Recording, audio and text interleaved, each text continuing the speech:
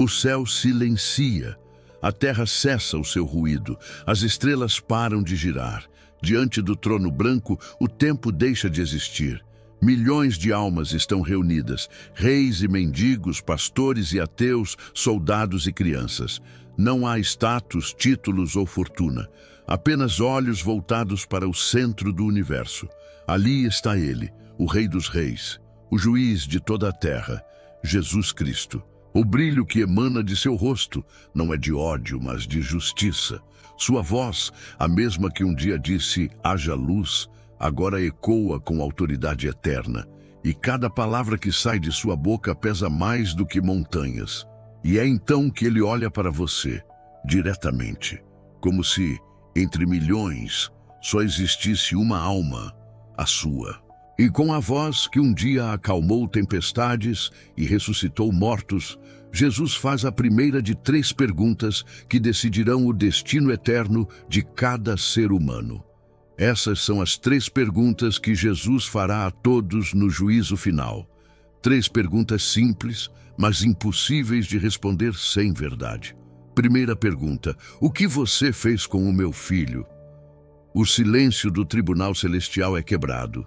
O olhar de Cristo atravessa a alma como fogo e ternura ao mesmo tempo. E então, sua primeira pergunta ecoa pelos céus: o que você fez com o meu filho? Talvez você pense, mas ele mesmo é o Filho. Sim, é o mistério da Trindade revelado em julgamento. Deus, o Pai, perguntando por meio do Filho acerca do próprio Filho. É a pergunta que define todos os destinos. Naquele dia, não haverá desculpas. Nenhum argumento humano, nenhum disfarce religioso, apenas a verdade nua diante da santidade absoluta. Jesus não perguntará se você foi a uma igreja, se cantou em um coral ou se fez parte de um ministério. Ele perguntará: você me conheceu? Você me recebeu como seu Salvador? Você permitiu que o meu sangue limpasse seus pecados? Em João 3,18 está escrito: quem crê no Filho não é condenado, mas quem não crê já está condenado. A primeira pergunta não é sobre religião, é sobre relacionamento. E naquele instante, 3 tipos de respostas surgirão diante do trono. O primeiro tipo dirá: Senhor, eu tentei ser uma boa pessoa, fui honesto, ajudei os pobres, respeitei meus pais.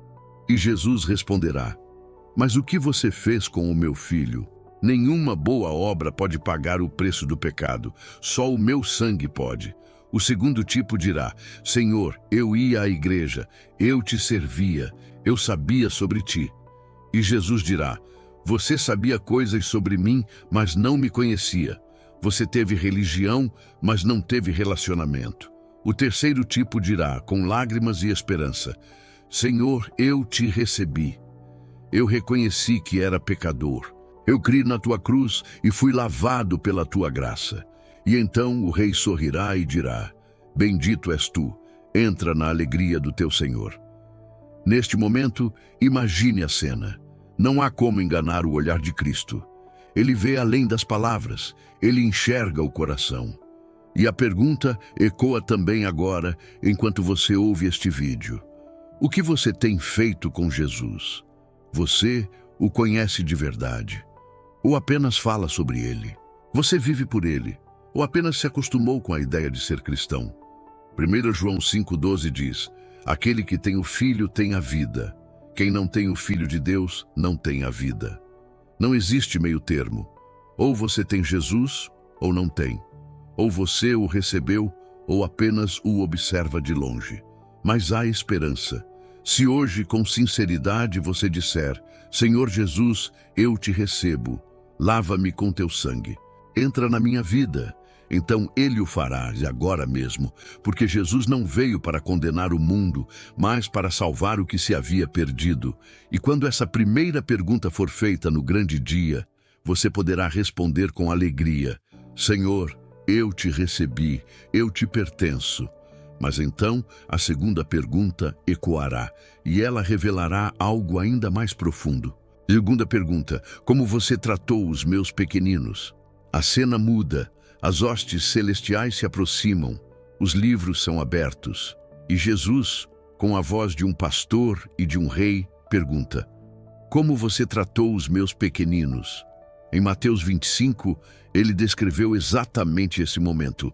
Quando o Filho do Homem vier em sua glória e se assentar no trono, ele separará as pessoas umas das outras, como o pastor separa as ovelhas dos bodes, e dirá aos justos: vinde, benditos de meu Pai, porque tive fome e me deste de comer. Tive sede e me deste de beber. Era estrangeiro e me acolheste. Estava nu e me vestiste. Estava enfermo e me visitaste. Estava preso e foste me ver. E os justos dirão: Senhor, quando te vimos assim? E ele responderá: sempre que fizestes isso a um dos meus pequeninos, o mim o fizestes. Essa pergunta é devastadora, porque revela o coração. Não basta conhecer Jesus, é preciso refletir Jesus. E a prova do amor a Cristo é o amor ao próximo. Os pequeninos não são apenas as crianças, são os invisíveis, os esquecidos, os que o mundo despreza e Deus abraça. Jesus perguntará: como você tratou o órfão que cruzou o seu caminho? Como você olhou para o mendigo na esquina? Você enxergou o enfermo ou desviou o olhar? Você visitou o preso ou o julgou? E mais, como você tratou os pequeninos dentro da sua própria casa? Aqueles que erraram com você, os que te decepcionaram, os que te feriram, você os perdoou? Cada ato de amor silencioso será lembrado, cada abraço dado a quem chorava, cada palavra que restaurou uma alma cansada. Tudo estará diante do trono. Mas também cada indiferença, cada desprezo, cada omissão será revelada. Você pode ter pregado a multidões, cantado em templos, feito campanhas, mas se ignorou os pequeninos, ignorou o próprio Cristo. Porque o amor verdadeiro não é o que brilha nos púlpitos, mas o que se ajoelha diante da dor. 1 João 4,20 diz: se alguém diz amo a Deus, mas odeia seu irmão, é mentiroso.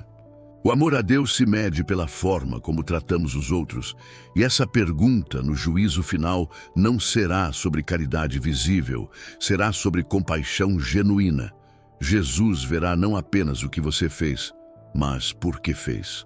Ele saberá se você deu para ser visto ou para amar, se ajudou por conveniência ou por compaixão. Então pare e pense.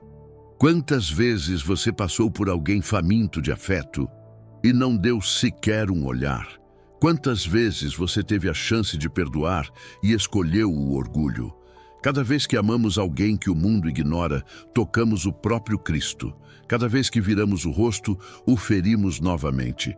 E é por isso que a segunda pergunta de Jesus será uma das mais profundas: como você tratou os meus pequeninos? E se você ainda respira, é porque ainda há tempo de mudar essa resposta. Há pessoas perto de você que precisam sentir o amor que vem do alto, e esse amor pode fluir por meio de você. Mas então virá a terceira e última pergunta, a que revelará não o que você disse, nem o que você sentiu, mas o que você produziu. Ceira. Pergunta: onde estão os frutos que você deveria ter dado? O céu se torna novamente silencioso, e o olhar de Jesus se volta para a colheita da sua vida. Ele não perguntará o quanto você viveu, mas como você viveu. Em João 15, ele disse: eu sou a videira verdadeira, e o meu Pai é o agricultor. Todo ramo que em mim não dá fruto é cortado, e todo o que dá fruto é podado, para que dê mais fruto ainda. No dia do juízo, Jesus perguntará: onde estão os frutos? Não os frutos de aparência, mas os frutos do Espírito: amor, alegria, paz, paciência, bondade, fidelidade, mansidão, domínio próprio. Ele perguntará: onde está o amor que você deveria ter mostrado mesmo quando foi ferido? Onde está a alegria que deveria ter resistido às provações? Onde está a paz que deveria ter acalmado os que viviam ao seu redor? Onde estão as almas que você alcançou com o Evangelho? Porque sim, Jesus também perguntará pelos frutos da missão. Ele dirá: ide por todo o mundo e pregai o evangelho a toda criatura. E então questionará: você falou de mim quando teve a oportunidade? Você foi luz em meio às trevas? Haverá árvores frondosas de folhas religiosas, mas sem fruto algum. Cristãos que impressionaram o mundo, mas não tocaram o céu. E o rei dirá, como em Mateus 7:22, muitos me dirão: Senhor, Senhor, não profetizamos em teu nome e não fizemos milagres em teu nome? E então lhes direi: nunca vos conheci. Apartai-vos de mim. Por quê? Porque tiveram ministério, mas não tiveram transformação. Tiveram poder, mas não tiveram fruto. Jesus não busca performance, busca essência. Ele não quer ramos vistosos, quer vida verdadeira fluindo de dentro. E há um detalhe profundo aqui. Ele é o agricultor, mas você decide se quer permanecer na videira. O fruto não vem da força, vem da conexão. Você pode tentar produzir sozinho e vai se esgotar. Mas se permanecer nele, o Espírito produzirá frutos eternos através de você. Então, imagine agora essa cena final. O céu inteiro observa. Os livros estão abertos. Jesus olha em seus olhos e faz as 3 perguntas que definem todo o destino da humanidade. O que você fez com o meu filho? Como você tratou os meus pequeninos?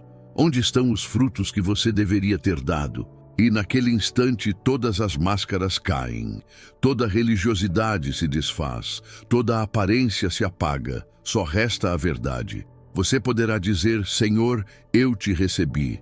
Senhor, eu te amei no rosto dos pequeninos. Senhor, aqui estão os frutos que brotaram da tua graça em mim.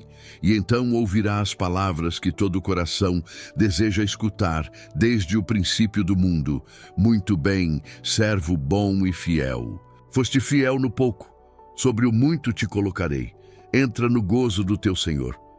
Mas se a sua resposta for um silêncio pesado, um eu não sei, ou um eu achei que tinha tempo, então saiba, ainda há tempo hoje.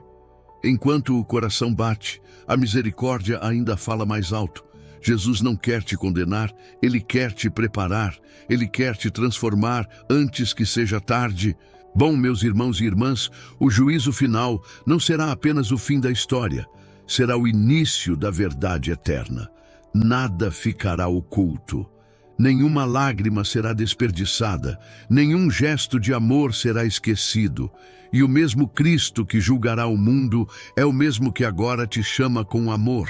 Se você quer estar pronto para aquele dia, feche os olhos por um momento e diga: Senhor Jesus, reconheço que preciso de Ti. Perdoa os meus pecados, entra no meu coração. Ensina-me a amar os Teus pequeninos e a dar frutos que glorifiquem o Teu nome. Escreve o meu nome no livro da vida. Eu te entrego minha vida hoje. Se essa oração falou com você, escreva nos comentários: estou pronto. E lembre-se, as 3 perguntas do juízo não são apenas para o futuro, elas ecoam hoje, todos os dias, dentro da consciência de cada um de nós. Porque o juiz eterno ainda é o mesmo Salvador que morreu por você, e o tempo da graça ainda não acabou. Obrigado por acompanhar até aqui.